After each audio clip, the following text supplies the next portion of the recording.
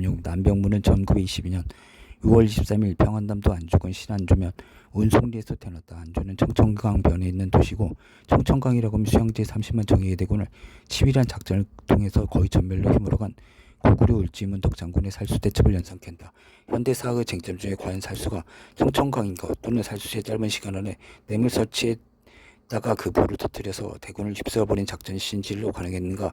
오늘날은 논의가 있지만 아주 명백한 사실은 수양제가 고구려 향해서 일으킨 100만 대군이 완벽하게 괴멸됐고 수나라가 멸망하는 결정적인 계기가 됐다는 것이다. 중원의 판세가 있도록 바뀌도록 고구려는 강력했던 것이다. 이러한 사건 하나만 해도 왜 수나라가 그토록 막대한 치료를 감행하면서 고구려를 치료했는지, 고구려는 과연 어떤 나라이길래 당대 세계 제1위라고 말할 수 있는 수나라를 그토록 처절하게 괴멸시킬 수 있는지에 대한 총체적인 변화가 지금 우리 상념을 뛰어넘는 어떠한 새로운 패러다임 속에서 구성되지 않으면 안 된다는 것이다. 그건 우연도 아니고 미스테리도 아니다. 인식의 전환을 요구하는 것이다. 하여튼 안병문은 실존적인 자각이 있었던 것은 아니었지만 그렇게 응원한 태어의 기 속에서 태어났다. 그리고 2살 때의 어머니 선천태의 결단에서 만주북한도 한이바람 속으로 삶의 태전을 옮겼다. 광활한 고조선의 흙 냄새가 몸에 배기 시작한 것이다. 20세기 계명과 더불어서 일찍이 기독교를 수용한 사람들 중에는 심원, 남병무와 대강 비슷한 삶의 역정들을 지닌 사람들이 많다. 함석헌, 김재준, 문익환, 문동환, 강원영 이들을 규정하는 공통된 특질을 이야기하려면 기존의 틀에 안주하기를 거부한다든가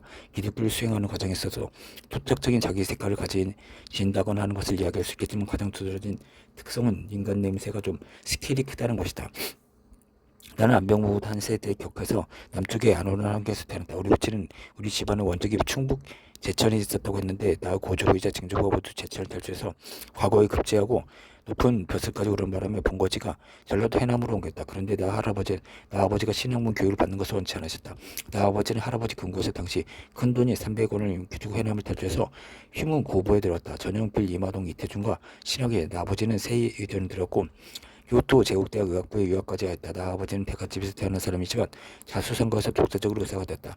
아버지 말씀에 의하면 휴문 고부 시절은 본인의 의지에서 노동교의 스타일을 받다고 한다. 그리고 아버지 인생에서 가장 결정적인 영향을 준 사실은 나 엄마 통산홍 씨와 결혼 사건인데 나 어머니야말로 진실하게 그저없는 기독교 신앙이었다. 나 아버지는 개업인으로서 여러 곳을 누리다가 결국 천안에 정착했다. 아버지는 의술이 탁월했고 충청도 일대 이름을 떨친 병원을 만들게 된다. 나의 장형 김영주는 어머니의 엄격한 기독교 신앙교육 속에서 자랐고 경기를 내서 서울공대 화공과를 한 유교학자다. 젊은 때는 매우 레디컬한 좌파 사상에도 심취하게 됐으나 근본적으로 기독교 신앙에 불이 받고 삶의 의미를 찾아가는 지사형의 인간이다. 6.25 때는 잠전하여 압록강까지 올라갔었고 전쟁 끝나는 낙항에 천안 농고에 구사가 됐다. 워낙 학교 사정이 빈곤하고 선생이 부족해서 여러 과목을 도맡아 가르쳤다.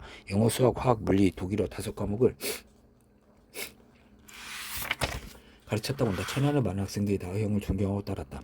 전쟁의 폐허 속에서 나의 장형은 그들의 로맨스를 꾸몄다. 우리 병원 2층은 고천 안에 청년지사들이 모이는 교실이었다. 장형은 그곳에서 학생들을 열심히 씻다. 큰형은 새벽 4시면 꼭 일어나서 아랫집 우물에서 냉수마차를 따 여름 겨울을 변함없이 찬물에 몸을 퍼부었다. 나는 그러한 형의 모습에서 몸에 디시플린한 것을 배웠다. 나 어머니는 자신의 아들의 모습을 대견스럽게 여기고 새벽마다 숯불을 지피면서 모든 지원을 아끼지 않았다. 당시 우리 집은 천안의 지적센터가 되었고 놀라운 사실은 당시 천안농구와 여고에서도 10여 명의 학생들이 서울대학을 들어갔다는 사실이다. 내가 이런 얘기를 하는 것은 우리 집의 고사를 꺼내기 위한 것이 아니다. 큰형이 천안에서 르네상스를 일으키고 있을 즈음 때마침 천안에서 놀라운 역사가 시작되고 함석헌 선생이 그가 존경하는 마하트마 간디가 아시람 공동체를 만들어 생활했던 것을 모델해서 천안의 씨알 농장을 시작했다. 정만수 장로라는 사람이 천안에 있는 자기 땅을 기증해서 농장이 이루어진 것이다. 그때 마침 천안엔 김영주 있다. 우리 집에는 천안 백이라는 언덕 위에 있는 큰 집이었는데 서양이 툇마루에 앉아 내려다보면 그 앞으로 경부선 열차가 칙칙폭폭하면서 들어가고 그 건너에는 천안 큰 냇가리 흐르고 그 건너 벌판 끝엔 도립병원 건물이 있었는데 그 옆으로 전개된 누런 벌판에 씨알 농장이 있었다. 우리 집 툇마루 앉으면 석양이 물드는 하늘과 함께 황토빛 씨알 농장 모습이 항상 눈에 들어오곤 했다. 나는 어려서부터 함석헌 할아버지가 씨알 농장 황토흙이랑 사이로 한 손에 홈을 들고 또 한 손에는 히라버 성경을 들고 앉아있다는 매우 신화적인 이야기를 듣고 있는데 이런 얘기는 결국 나의 청춘이 로맨스에 심오한 영향을 끼쳤다는 기식을 어렸을 때 놀러다니를 좋아했고 논두렁에서 함석헌 선생을 가끔 만났다. 물론 나는 함 선생과 대화할 상대는 아니다. 멀리서 쳐다만 봤다.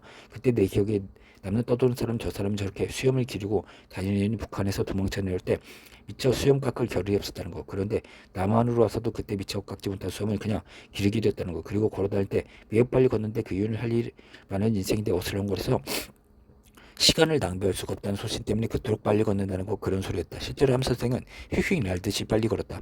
나도 함 선생을 모방해서 어렸을 때부터 빨리 걷는 습관을 기었다. 그녀는 천안 농구 학생들 데리고 함 선생의 CR 농장 집회에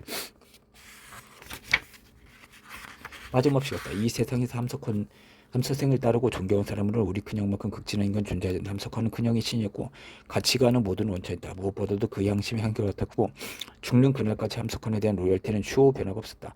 함석헌이 영면했을 때도 동아일보에 함석헌 없는 대한민국 어찌할 것이냐는 식의 글을 썼다. 그런데 함석헌이 김영준을 바라본 시선은 나에게는 매우 차가운 듯이 느꼈다. 함석헌이 퀘이커 교수들의 추천으로 노벨 평화상 후보가 됐을 때는 하버드 대학에 왔다. 큰형이 나에게 전을 걸어서 잘못이라고 해서 함석헌 선생은 나의 집에서 일주일간 기거를 하셨다. 그리고 그레고리 핸더슨과 같은 하버드 주변에 인물들을 소개시켰다. 나는 큰형이 함석헌 선생이 제1의 수제자라고만 생각했다. 그런데 함석헌 선생이 김영준에게 대해서 말한 것을 들어보면 전혀 무게감이 없었다. 나는 함석헌이 좀 의리가 없는 사람이라고 했다. 물론 이것은 함석헌의 잘못이 아닐 것이다. 김영준을 과도한 로열티에서 내가 상대적으로 느끼는 감정일지도 모른다. 나 아버지는 자기 아들이 함석헌을 미친 듯이 의무해서 살아가는 것을 매우 못마땅히 여겼다. 무교회주의라는 신앙을 지키는 정도가 아니라고 생각했다. 현실성이 없다는 것이다. 일본 제국대에서 유학을 모이라 그런지 오찌무라 간조도 별거 아니라고 말씀하시고 있다. 그러나 나 어머니는 자기 아들이 함석헌을 흠먹었다는 것을 매우 자랑스럽게 생각했다. 당시 천안에 함석헌과 김영준이 같이 살고 있다는 것을 하나님의 축복이라고 생각했다. 나 어머니는 씨알 농장을 위해서 많은 도움을 주셨다. 함석헌 선생이 씨알 농장에서 과일을 수확하면 직접 과일을 지게에 담아서 우리 집에 가져오곤 했다. 나는 늦잠을 자다가 여러 번 우리 집 안방 윗목에 앉아 계신 함석헌 선생을 쳐다보곤 했는데 그때마다 느낀 것은 함석헌 선생이 보기보단 미남자란 것이다. 수염을 거두고 보면 골격에서 이남 사람들에게서 볼 수 없는 대륙적인 기상이 서로 있었던 것이다. 기독교 사상이란 위대한 교섭의 장에 내려놓고 있는 이야기들은 결코 신변한담이 아니다. 신앙이라고 하는 새로운 가치의 장착이 이루어지는 데는 한 사람 개인의 결단도 중요하겠지만 그런 결단을 연출하는 화음적인 연관구조, 인간관계나 시대정신이나 공동체적인 지향성 이런 모든 것이 이해되는 것이 중요하다. 복음서나 사도행전을 읽을 때도 거기서 나오는 사람들의 삶의 양태를 예레미야스가 파고들시 다각적으로 이해된다. 예를 들면 우리나라는 기독교를 수용한 가장 초기 인물들도 독립적인 개인으로서 독존한 것이 아니라 패밀리 공동체로서 연구한 되어 있었다. 우리나라 최초의 수자인 이승훈, 정약용 매형님의 공주파 썰진 이거하는 조카이다. 가장 열리 기독교를 전파했던 이벽은 천주교라고 해야죠. 정약용은 큰형, 정약현은 부인 동생이다. 그러니까 큰 형수의 남동생이다. 그리고 제사 문제로 차명을 당한 윤희층은 다산의 위사촌형이다. 그리고 초기 천주교의 이론가인 권철신, 권일신 모두 다산의 큰형수인 동생인 이벽에게서 천주교를 배웠다. 주교 질쓰고 당당하게 소송박혀서 순교당한 정약종, 신유박해는 다산의 셋째형이며 신유박해 때 같이 순교한 절처상, 정하상은 하상바오로 있지 않습니까? 정약종은 아들들이다. 이들은 학맥으로 말하자면 모두 성우이기 문학에서 뵙거나 사숙한 제자들이요. 당파라고 말하자면 모두 남이다. 미켈란젤로 아픔과 비교되거나 그 유명한 자화상 그린 공주의 윤두서 다섯째 아들인 후손인 다산의 외가를 이뤘고 그 집안이 곧 윤지충의 아버지 집안인데 재밌는 일을 하나 덧붙이면 나 친할머니 해남 윤씨가 바로 같은 집안의 종려라는 사실이다. 해남 노고당을 보면 윤영씨 종선으로는 다산이나 도울이나 같은 집안의 외손님을 잊지 말고 순순히 다 이르신다. 많은 사람들이 도울 김용인이 크리스찬이 아니냐고 따져든다. 날 기독교 교인이라는 잣대에서 존재론적으로 규정하려고 드는 것이다. 그것은 또다시 정약용이 크리스찬이 아니냐고 따지는 것 같다.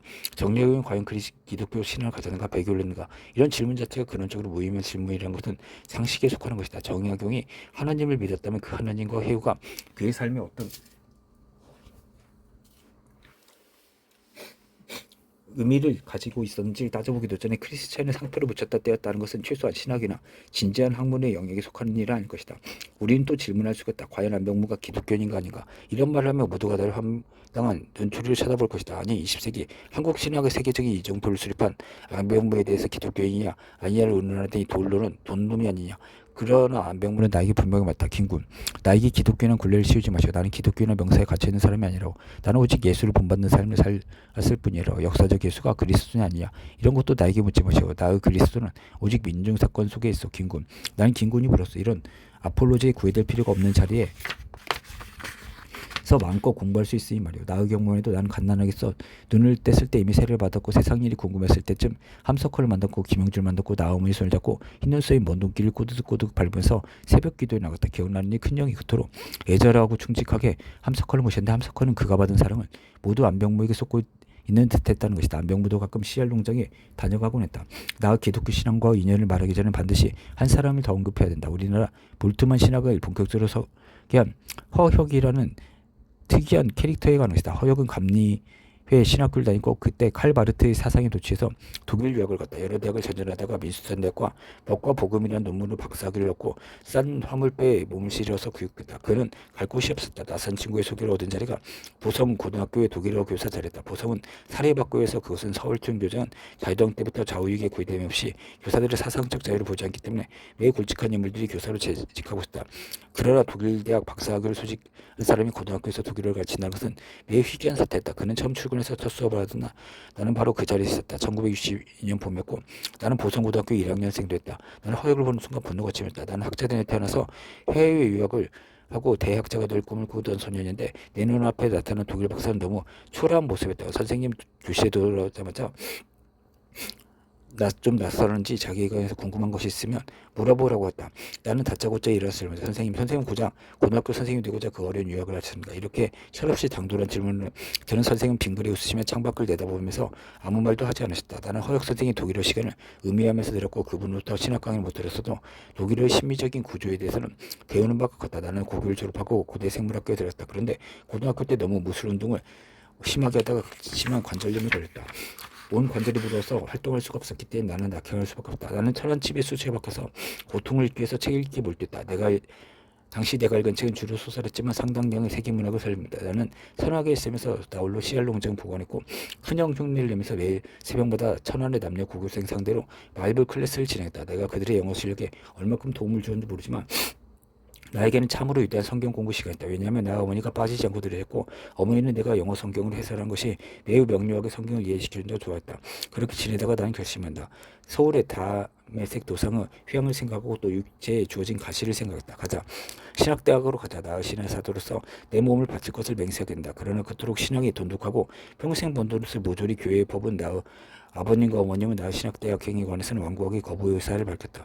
자신들의 막내의식이 목사가 된다는 것은 있을 수 없는 참사였다. 당신들의 삶의 헌실에서 건진 보람이 없기 때문이라. 그때 내 머리에 스친 미소가 바로 허역의 미소였다. 당시 나는 나의 실존적 정황을 소개하는 장문의 편지를 허역 선생님께 보냈다. 허역 선생님 나의 학문적인 가능성을 예지하고 계셨다. 결국 허역 선생님 나의 장영이 나의 문제로 만나게 된다. 그리고 둘은 친구가 된다. 나는 한국신학대학교에 입학했다.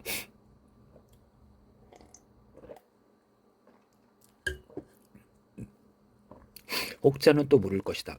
지금 그대에게 주어진 화두는 안병무 삶과 사탕인데 왜 내 인생 이야기를 하고 있느냐. 옳다. 나 도울은 지금 내 생의 생생한 이야기를 하고 있는 것이다. 그런데 내 삶의 이야기는 안병무 삶의 이야기가 얽혀있다. 내 삶의 이야기와 안병무 삶의 이야기를 합치면 곧 우리의 삶의 이야기가 된다. 이 우리를 확대해나가면 민중이 된다. 안병무는 분명히 맞다. 민중은 우리다. 나의 실존이 아닌 우리의 실존이다. 내가 살고 있는 집 바로 한 집 건너 옆에 유동식 선생이 살고 있었다. 성격이 워낙 젠틀하시기 때문에 나는 소금 선생을 존경하고 따랐다. 나는 귀국하자마자 유동식이 쓴 한국 무교 역사와 규조라는 대저에 대해서 그 방면의 전공자로서 보완적 비평을 가는 매우 신랄한 글을 세계문학이란 잡지에 발표했다. 그 글 속에서는 이런 구절도 있다. 우리는 예술한 무당을 무당으로 쳐다볼 때만이 그 무당을 무당됨에서 해방시킬 수가 있다.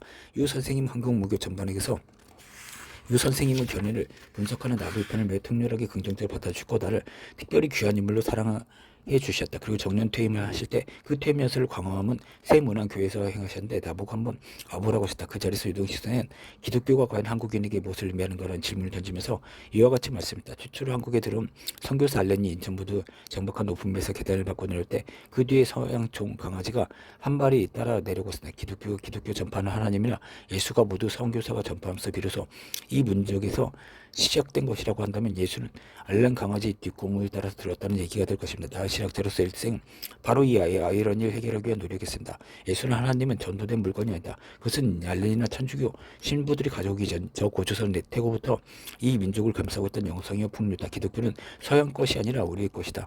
알렌 강아지 꽁문이라는 신랄한 표현 속에서는 이미 종교를 논한 시공성의 대전환이 일어난다.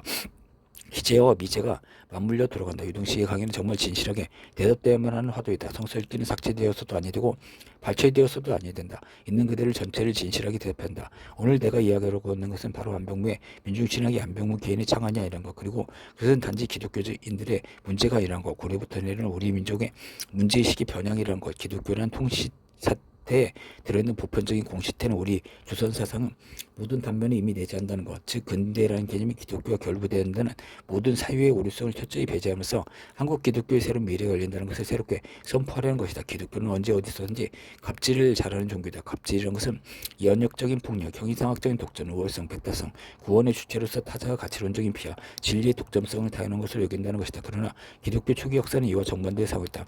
로마 가이사 숭배를 거부하면서 혹독한 박해를 받다. 박해에 시달리면 시달릴수록 율사상의 체계에서는 병존이나 타협은 있을 수가 없었다. 로마 대원형 경기장 사자굴에서도 피 흘리면서도 즐겁게 주님을 찬송했다. 박해자는 박해를 가면 갈수록 타락하게 만들고 박해를 받는 자는 박해를 받을수록 강해지게 만다. 3세기 참혹한 박해의 시련 끝에서 기독교는 로마를 삼켜버리고 만다. 복음서 예수는 가이사의 것은 가이사에게, 하나님 것은 하나님에게로 애매한 타입의 입장을 취했지만 결국 예수 하나님은 가이사를 삼켜버리고 만 것이다. 그런데 시저죠. 가이사. 분명한 사실은 기독교가 로마라고 하는 권력의 형태를 그대로 둔 채 삼켜버렸다는 것이다. 로마 제국은 사라지고 대신 기독교 제국이 들어선 것이다. 한병문은 이 사건이야말로 세계사의 방향을 결정지은 가장 비극적인 사태라고 말한다. 화이트헤드도 과정과 실제에서 마지막 장에서 갈릴리 지평에 겸손과 사랑의 비전은 어느덧 사라져버리고 메시아에 대한 오성 관점만 정착되었고 하나님을 로마 황제의 상으로 형성하는 우상 숭배를 통해서 기독교라는 종교 체계를 형성했다고 하는다. 오늘날 교회는 대체로 로마 황제교 변태라는 것이다. 기독교를 동방에 전한 선교사들 중에서 가장 개명하고 심하고 온건한 인물은 마테오 리치만 해도 그에 대해서 천주시를 통해서 천주, 즉 하나님 데우스는 새로운 사상이라 이미 상상과 시경이 나는 상제 인격성 속에서 구현되고는 중국 토착적인 사유란 것을 설득하고 있지만 리치는 그런 설득을 통해서 중국 사상사 전체를 총체적으로 비판하고 폄한다. 그들이 말하는 토미전적인 논리의 이치에 어긋나는 중국 철학의 모든 이론은 졸렬한 이론일 뿐이라고 주장하면서 주자학이고 불교고 모두리 문정의 지주가 될 수 없다고 선언한다. 어찌하여 중국의 대지성이나 조선의 경화사조고 남인의 대가들이 이렇게 자기 존재의 그런 틀을 부정하고 들어오는 연설에 무릎을 꿇을 수가 있단 말인가. 더구나 놀랄 사실은 리치의 천주에 대한 존재론적인 논의가 결국 아주 심플한 디자인 테오리에 의존하고 있다는 것이다. 나는 대학교 때 이미 천주시리 전체를 정독했다. 내 머리에 남은 문구는 있다. 고물, 불능, 자성. 만물은 스스로 자기 조직 내에서 자기를 일어날 수 없다는 것이다. 그 앞에는 이런 논의가 있다. 대저 사물이라는 것은 스스로 자기를 일어날 수가 없는 것이다. 반드시 밖에서부터 자기를 가는 존재가 있어야만 그것은 이루어질 수가 있는 겁니다. 누가 하나 가옥 하나가 스스로 세워지는 것을 본 적이 있습니다. 그것은 항상 목수의 손을 빌려서 만들어진 것. 이 명백한 사실을 깨닫는다면 천지가 스스로 이루어질 수 없다는 것을 인식할 수가 있고 반드시 그것을 만든 제작자가 있다는 것을 아실 수 있을 것입니다. 이 제작자가 바로 저 마테오 리치가 말씀드리는 하나님의 옷이다. 이 세계는 치열한 질서를 가지고 돌아가고 어긋남이 없는데 그것은 반드시 이러한 질서를 애초부터 디자인한 존재가 있기 마련이고 그 운행을 관장하는 조타수나 드라이거가 반드시 있다 말에는 이런 리치의 논리에 천지이지 대덕활생 생생주의역 도법자연 같은 문구를 어리석다고 낭독해온 지성애들이 무릎을 꿇을 수 있단 말인가. 어떻게 동화 이화작용을 통해서 스스로 생성하는 푸른 포기 자체의 신비를 목수의 조립 같은 저차원적인 물리적인 기계론적인 레벨에서 논의할 수 있는가. 나에게는 이런 모든 문제가 풀리지 않는 숙제다. 주역 대사상에 있는 이 한마디만 다시 인용해보자. 그러므로 하나님이라는 신비한 존재는 구체적인 장소에 고착되지만 그 변화무쌍은 운동은 실체할 수 없는 것이다. 그것은 결국 존재자가 끊임없이 은과형이 병갈아들면서 조화로운 법칙을 만들어 놓은 것, 그 자체가 궁극적인 하나님의 모습일 뿐이다. 그러므로 우리 인간은 하나님의 도를 나의 실천대로 계승해서 구해낸다. 그것이 바로 선이요 도덕이다. 나는 그 하나님의 도를 나의 존재 내에서 형성해 나가는 것이 나의 본성이다.